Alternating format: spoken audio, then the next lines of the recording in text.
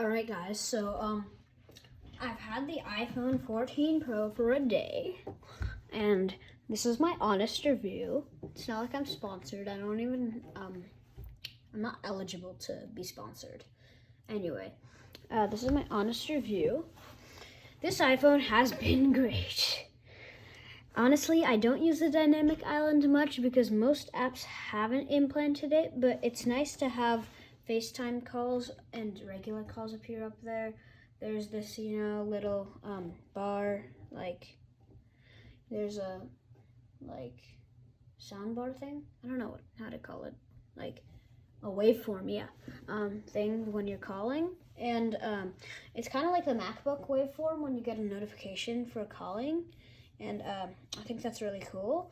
And it's also nice when I use it with music, like Spotify, for example. If I open this up and I go to Spotify,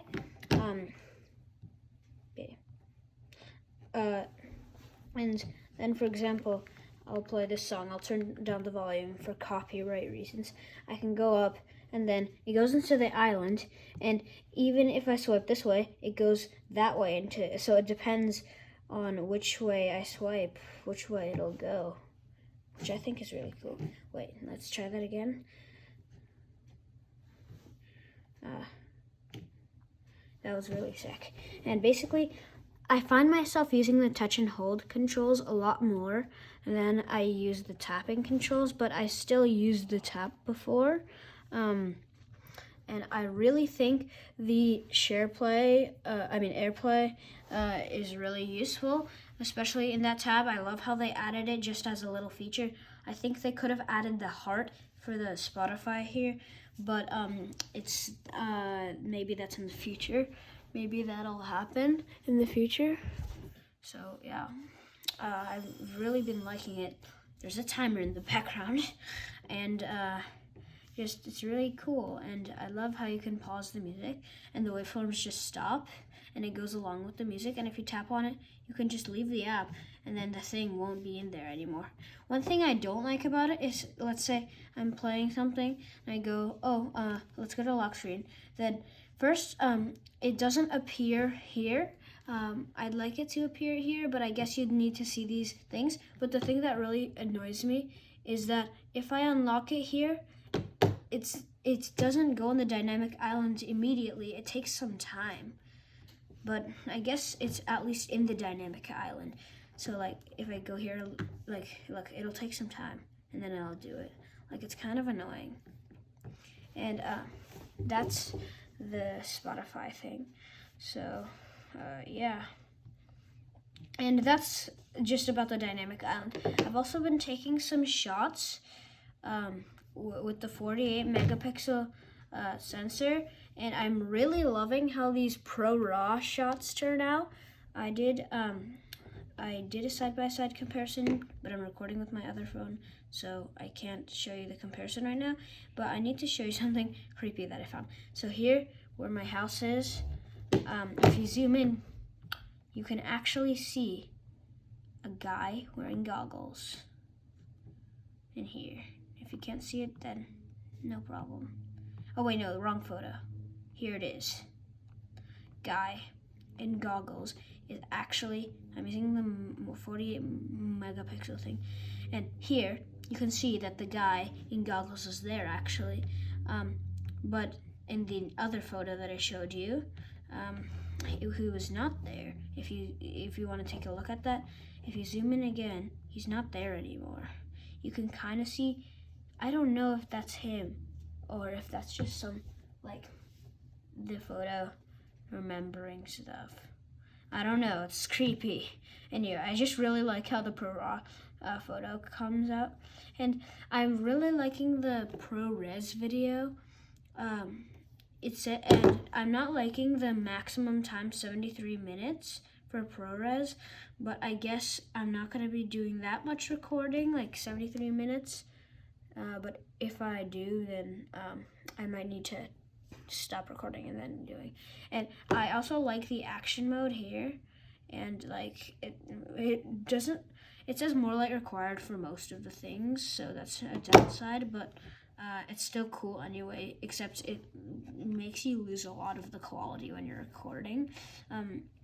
And I don't like how if I switch to 60 FPS, it gives me this notification. It says ProRes not supported. ProRes capture is supported for up to 30 FPS at 4K and up to 60 FPS at 1080p. So if I want something really smooth, but I also want something very high quality and ProRes on it, I will need to use a frame rate or resolution upscaler. I'm probably going to use the frame rate upscaler because the resolution is more important in most videos, but there's some cases where the frame rate is more important. So then in that case, I'll use a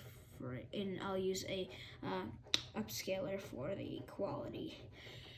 Anyway, yeah, that's my honest review on this phone, and this is unedited, by the way, so if you get like a bunch of like pauses and stuff, like awkward pauses, it's not gonna have any subtitles or anything. You can click the subtitles tab, but I usually don't use that. It's not gonna have any like memes in it, so yeah. This is unedited, and I just really think that this phone, it's really good. And some people have been saying that the battery runs out quickly. Zero problem for me. Maybe just because I don't use my phone much. I charged it in the morning, woke up at 6:30, so I started using it at 6:30. If I go to screen time, today I used my phone for 2 hours and 30 minutes. So yeah, and you see the battery's at 49%, basically 50. So I would be thinking that you'd be able to use this phone for 5 hours, which is good for a normal user, but for some people, this may be a problem. So they might want to get the Pro Max. If their hands are too small, then sadly they can't use it. I mean, they can, but like it'll be hard.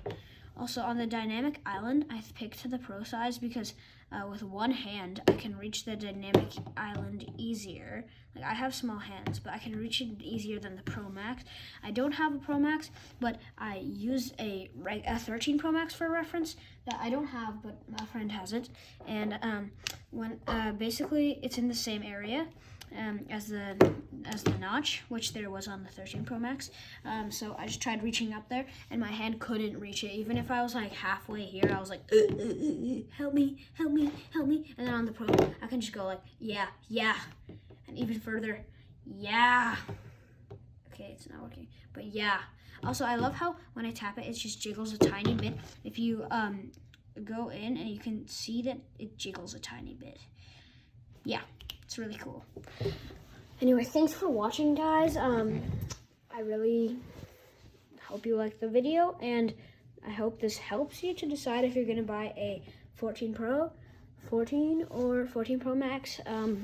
I didn't really speak about the 14, just the regular, because I don't have it, and I don't have the 14 Pro, but I can still use a 13 Pro Max for reference.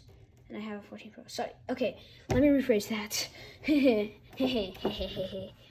Okay, I talked about the 14 Pro Max, but I don't have it. I just use a 13 Pro Max for reference, which my friend has. And I just reached up to it with my hand. That was the only part that I needed to use it for. And yeah, that's just my thoughts on it.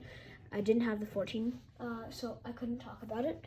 And I don't have any, I'm not sure if I had any friends available that had regular phones, non-pro phones, but it's the same size as this phone, but it wouldn't really make a difference because there's no dynamic island on the regular models. Anyway, this might take a long time to process, so like, please appreciate me doing this by subscribing. It's free, and basically just hit one button, and you can also hit the bell to watch my videos. I mean, like, you don't have to push the subscribe button either. Just being really nice to me.